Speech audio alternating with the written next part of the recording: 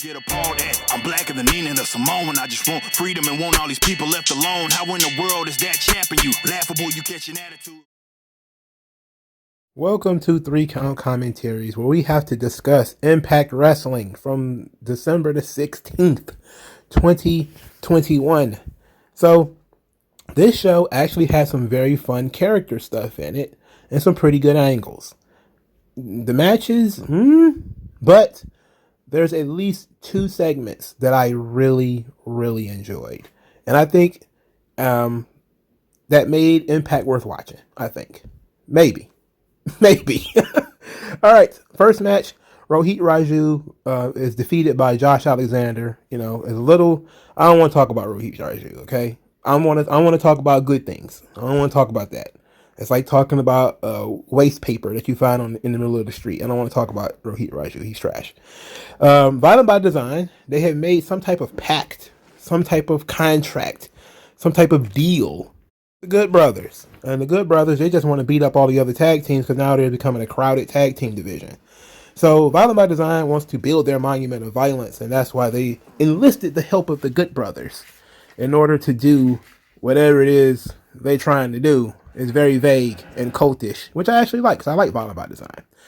So later in the show, they solidified this contract deal pact by having Joe Doring and Doc Gallows, or Luke Gallows, I don't know what name he's going by now. They're a team, and they were wrestling Rich Swann and Willie Mack, and defeated them.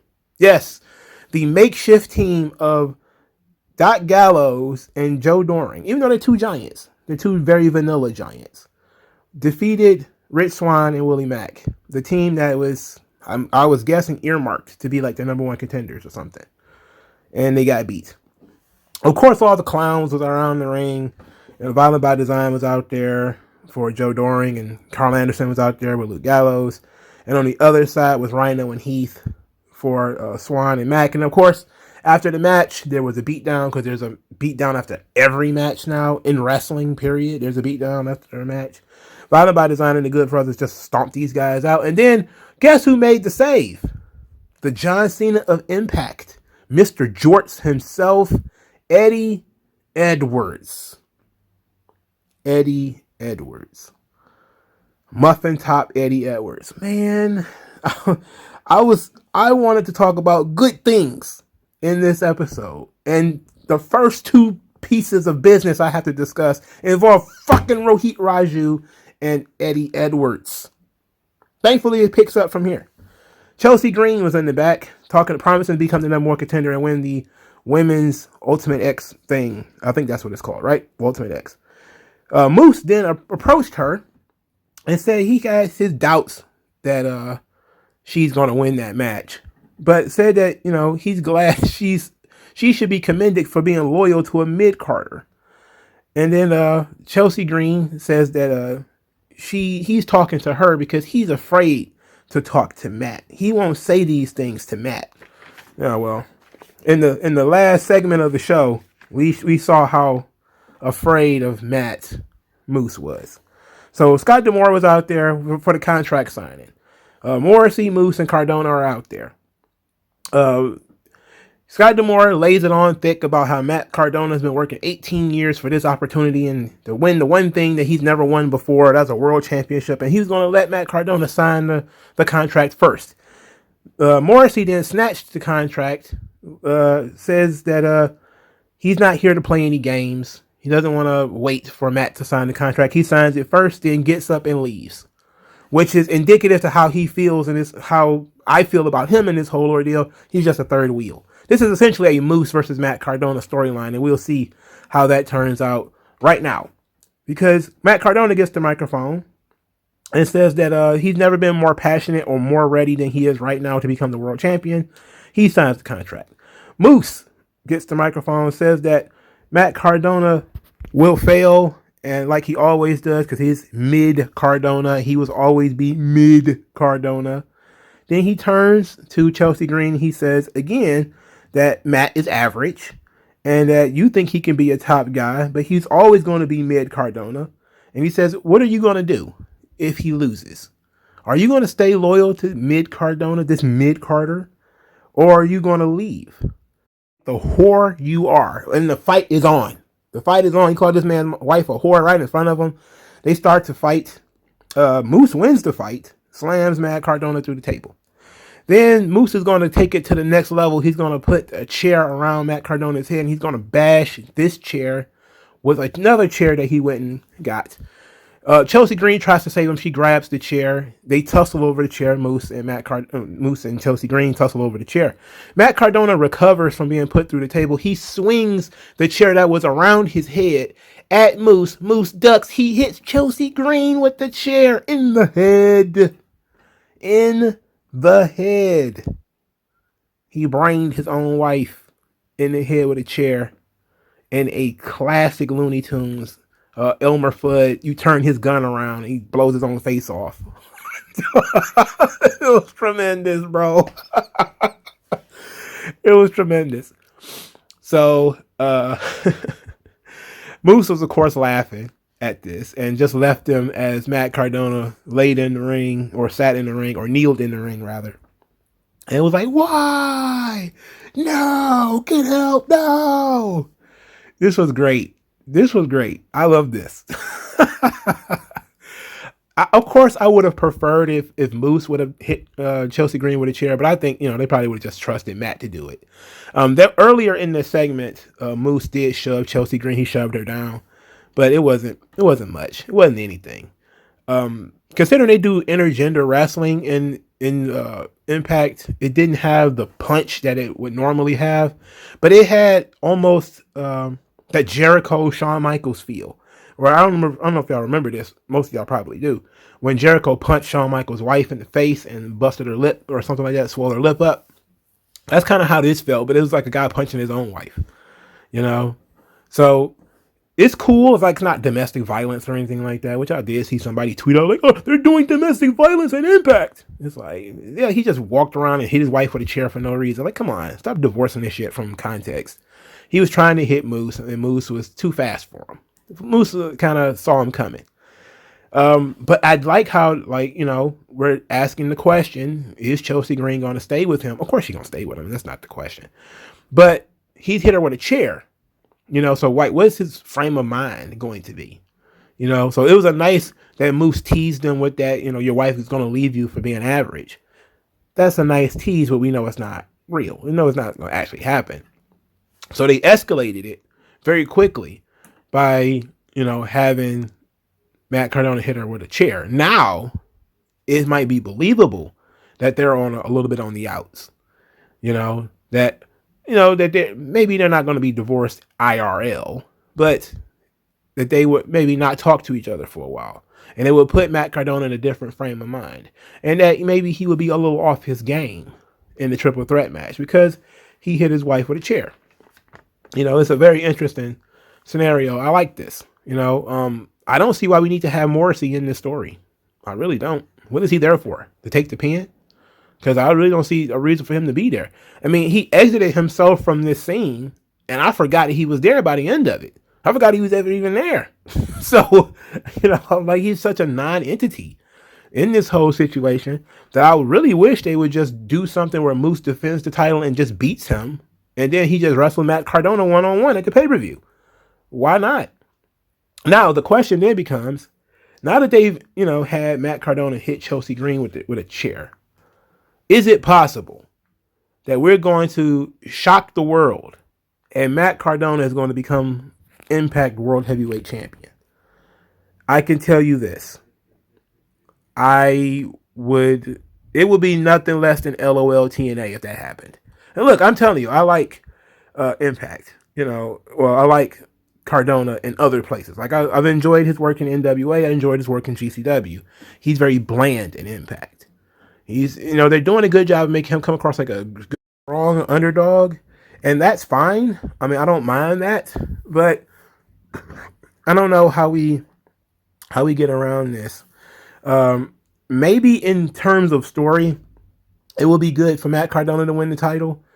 But then we have to ask the question, what's going on with Josh Alexander? Because you would think he would be the guy to take the belt from Moose. But then wouldn't his feud be with Moose? And not necessarily over the title, but over Moose screwing over his family. So is that what they're going to do? Is they're going to have Moose drop the belt to Cardona and then maybe have Josh Alexander and Moose without the title? I don't know. That's an interesting idea. Makes no sense, but it's an interesting idea. But if you're going to put the belt on Matt Cardona at any point in time, I'm guessing now is the right time. He's high profile in at least 3 other places. It's a pretty good idea. This is this guy who he's sort of a big star in GCW. He's sort of a big star in NWA. I know that Impact theoretically should be bigger than both, but they're actually not. I believe Game Changer Wrestling is of a higher caliber than Impact right now. They certainly have more fan interest. They certainly have more energy to their shows. People talk more about GCW than they do about Impact. So it's a very interesting thing.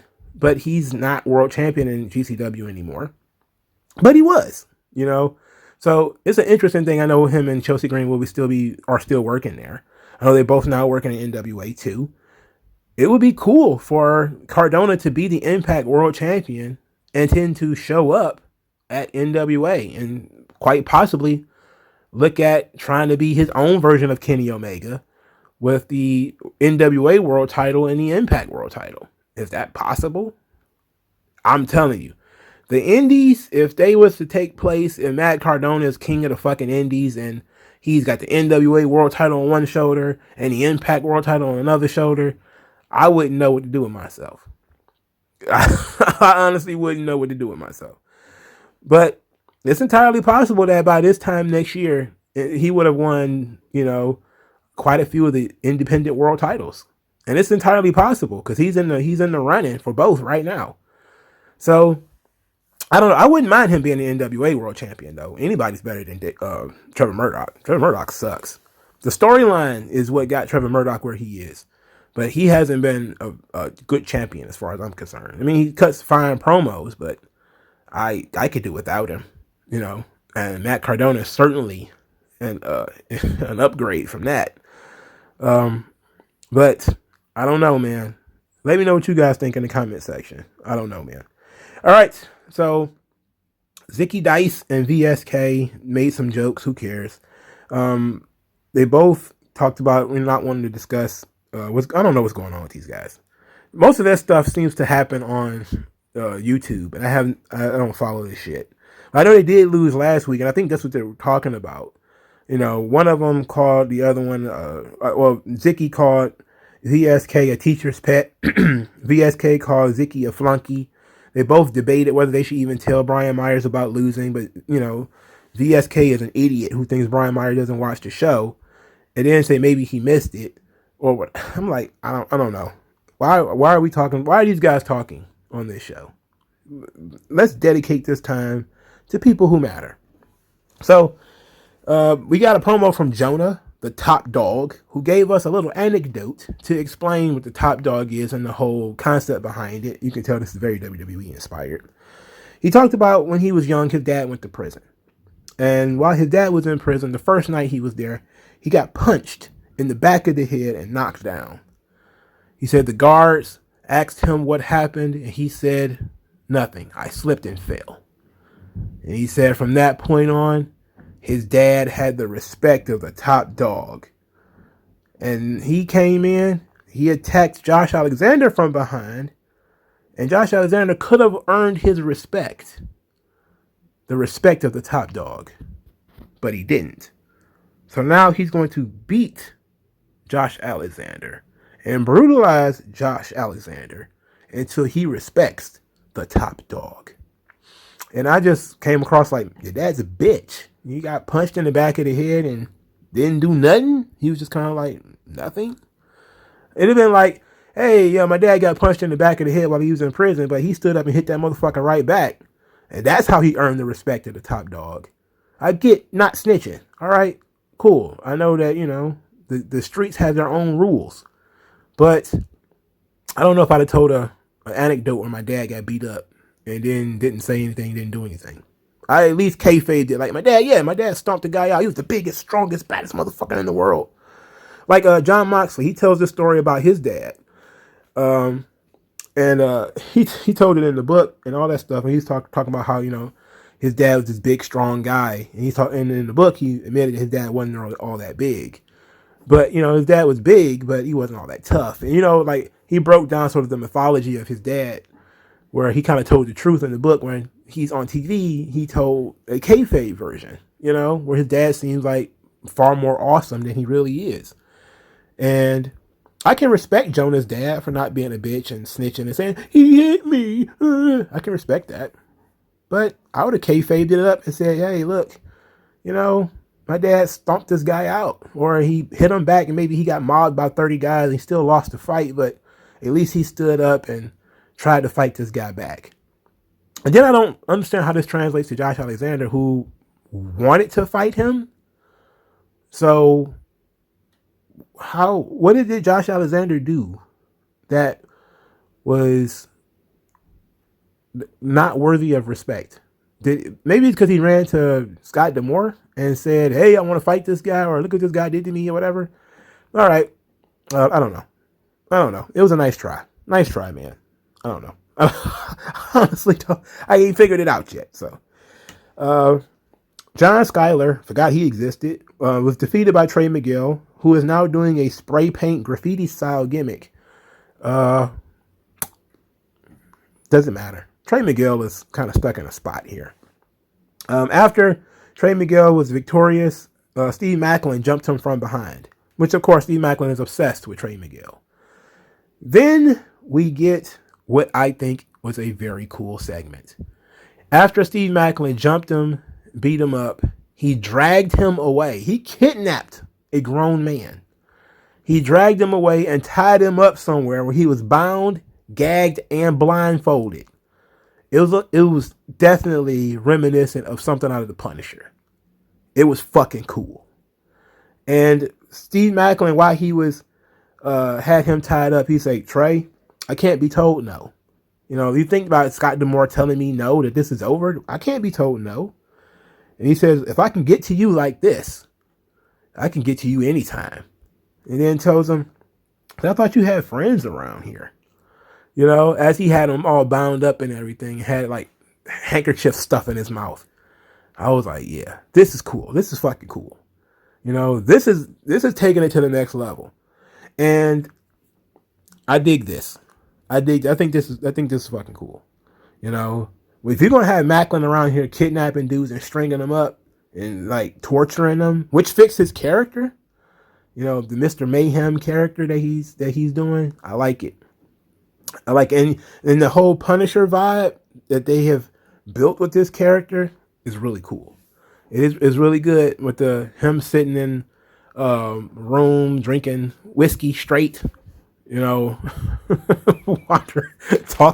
basically talking to himself.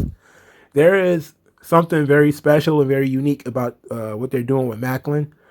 He's been very bland because they didn't put any emphasis on him. He just existed. And it's been this mad dash for the X Division title. But now it seems a little bit more focused. And it seems like, okay, now they're starting to tie everything together. The Skull, the Punisher stuff, the old-timey tough guy, PTSD veteran. Like, I know he was part of the Forgotten Sons and he was in the military. They're tying all that stuff together. And this is the bright red flag. Like, this is where we're going with this character. And I dig it. I like this. It's very comic bookish too. It's very cool. So the only match on the show worth talking about was Chris Bay versus Laredo Kid. It was a good match. It was a quality match. Hikuleo kept interfering, and Chris Bay ultimately wins. There was some weird spots in here where Laredo Kid apparently forgot where Chris Bay was going, so he was the Ultimate Warrior running and hitting the ropes, and then Chris Bay escaped from another way, so that means Laredo had to run in a different direction, bounce off the ropes, and come back. But Chris Bay, since this whole Bullet Club thing has started, his character work has gone down the toilet. He has done almost nothing character based in this entire time he's been back. Well, he's been in the Bullet Club. And you know what? I'm not surprised. I don't care. They showed the package from Roxy and Deonna Purrazzo about the challenge being made. It seems both Impact, Ring of Honor, and AAA have sanctioned this match, but it is unknown when it will occur because Deonna Purrazzo will instead be wrestling Mickie James at Hard to Kill. This was also very good, but I forgot about it until I looked at my notes. So they showed like this earlier today segment where Deonna Purrazzo was signing autographs, and then Mickie James comes in. And she's, everybody's like, Mickie, hey, Mickie. And Mickie is, Deonna Purrazzo was talking to her, just being disrespectful. And Mickie James told her to shut up and sign autographs.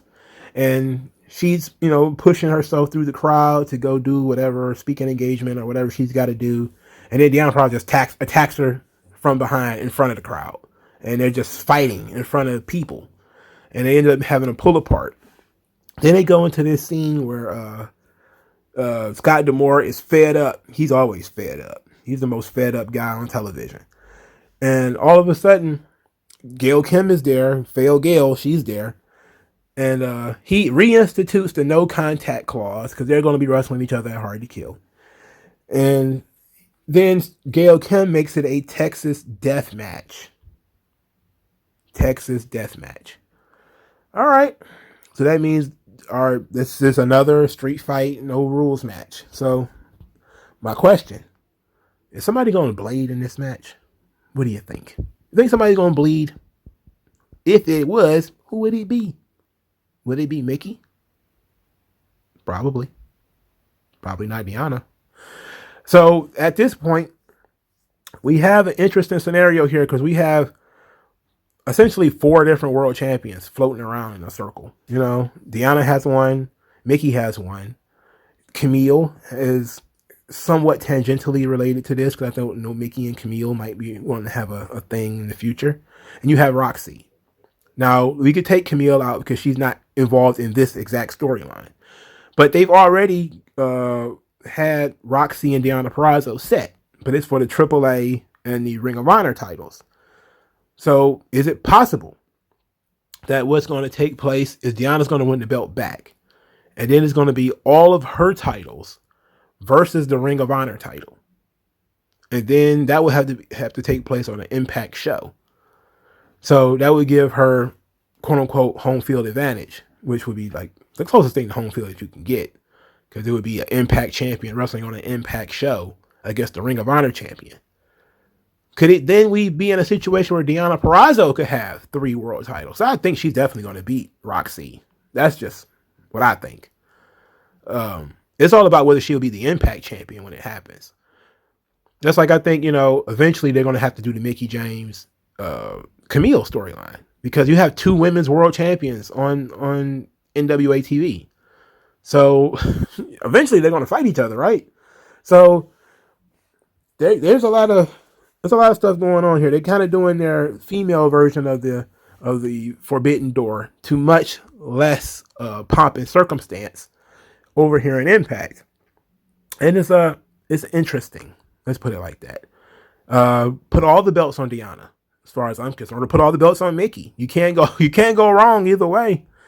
Deonna, I think, being the younger of the two, probably would be the best option if you're going to have a one solid women's world champion that's going to go to NWA and do Impact and do AAA.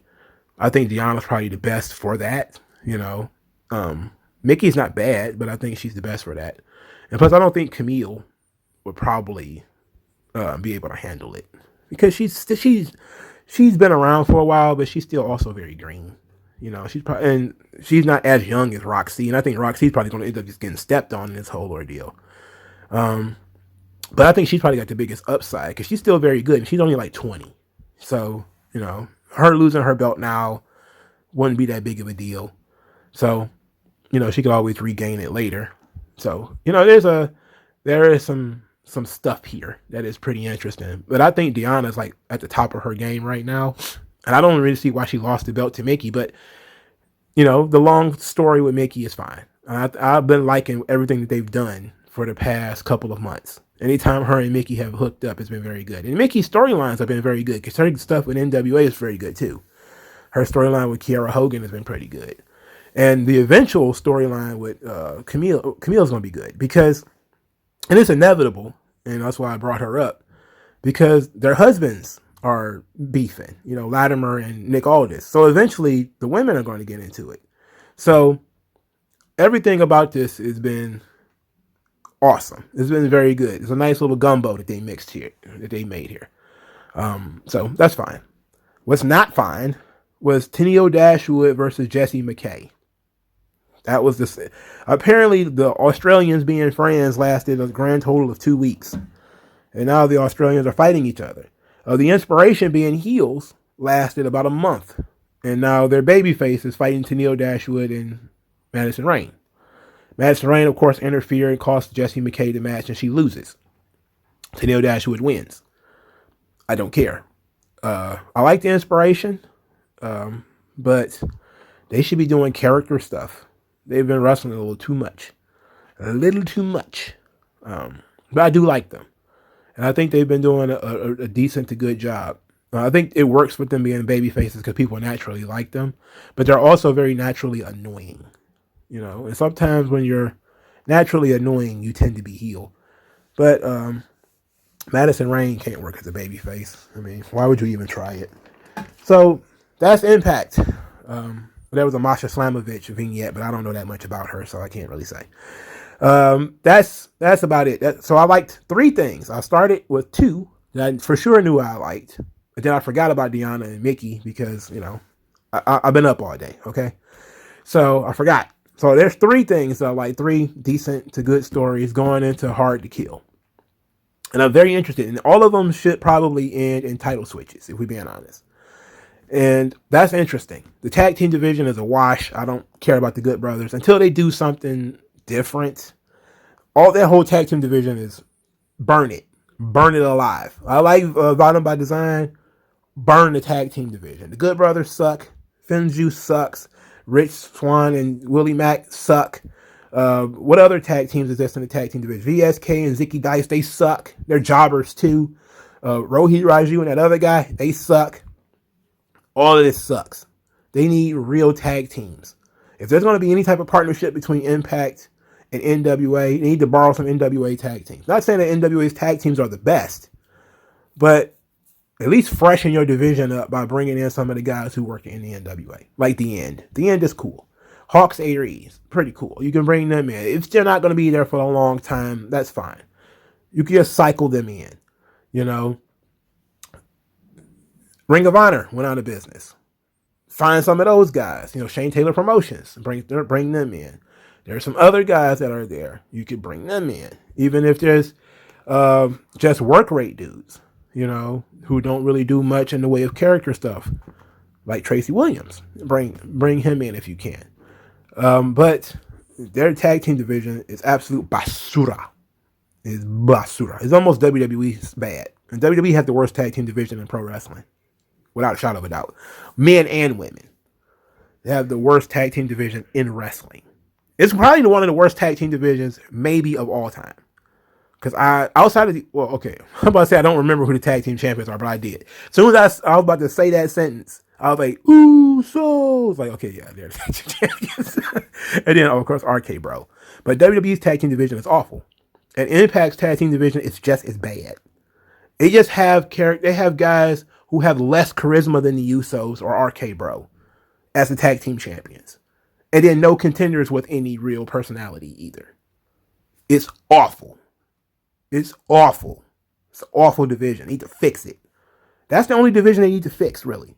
The X division, it would be great if they would bring it back to prominence where guys could have X division matches without the title, where you have X division feuds and it's a real deep division like it used to be. Like, that would be my focus if I was running Impact. I would definitely go back to the way X division used to be. You know, bringing in a lot of guys who are young, high flyers, fast. There's, again, GCW has tons of these guys.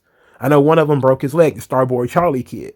I think he broke his leg or something like that. But he would have been perfect for the Impact X Division. Jake Cartwheel was another one. Would have been perfect for the X Division. Why they don't try to bring those kids in, I have no idea.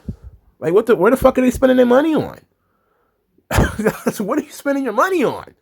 You know, go back to your roots and fix your fucking tag team division, which actually used to be very good in TNA, and fix your fucking X division. Your women's division is pretty solid. You know, it's, even though it's just Deanna and Mickey, really, but that's really all you need. You know, and they need to solidify that partnership with NWA. They need to go ahead and go full ahead with that. You know, I'm talking cross promotion, Forbidden Door, everything. Just do the whole thing. And anybody who's going to stay under contract to Ring of Honor, same thing. All three of those promotions should be working together. There's no reason for them not to, especially if none of them are going to be working with AEW, which they don't need to. So there that go. Let me know what you guys think. Like, share, subscribe. I'll talk to you guys later, man. Peace out.